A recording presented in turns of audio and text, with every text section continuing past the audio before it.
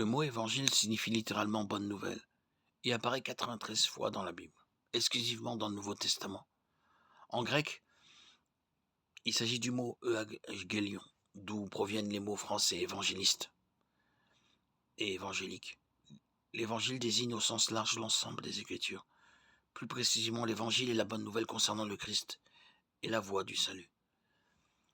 La clé pour comprendre l'évangile est de savoir pourquoi c'est une bonne nouvelle. Pour cela, nous devons commencer par la mauvaise nouvelle. La loi de l'Ancien Testament fut donnée à Israël à l'époque de Moïse, Deutéronome 5.1. La loi peut être considérée comme un critère de mesure, et le péché est tout ce qui n'est pas parfait selon cette norme. L'exigence de justice de la loi est si stricte qu'aucun être humain ne pourrait la suivre parfaitement dans la lettre ou dans l'esprit. Malgré notre bonté ou notre méchanceté, les uns par rapport aux autres, nous sommes tous dans le même bateau spirituel.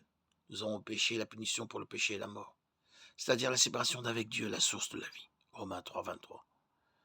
Pour que nous puissions aller au ciel, la demeure de Dieu et le royaume de la vie et de la lumière, le péché doit être d'une manière ou d'une autre éliminé ou payé.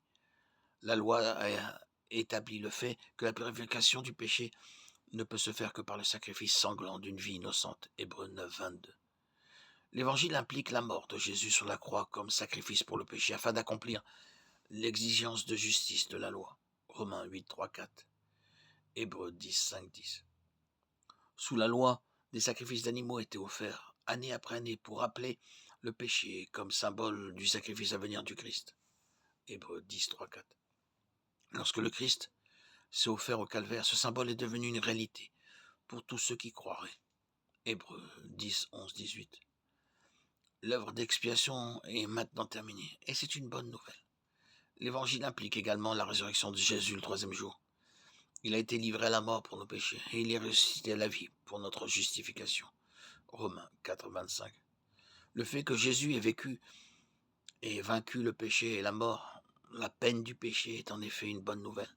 Le fait qu'il propose de partager cette victoire avec nous est la plus grande de toutes.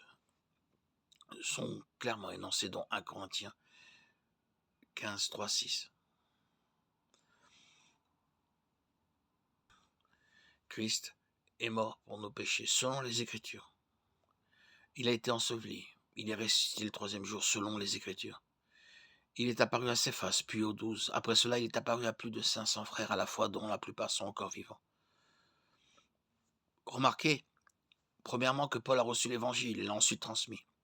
Il s'agit d'un message divin et non d'une invention humaine.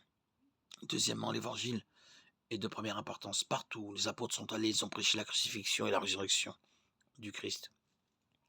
Troisièmement, le message de l'Évangile est accompagné de preuves. Christ est mort pour nos péchés, prouvé par son ensevelissement. Et il est ressuscité le troisième jour, prouvé par des témoins oculaires. Quatrièmement, tout cela s'est fait selon les Écritures. Le thème de toute la Bible est le salut de l'humanité par le Christ. La Bible est l'Évangile.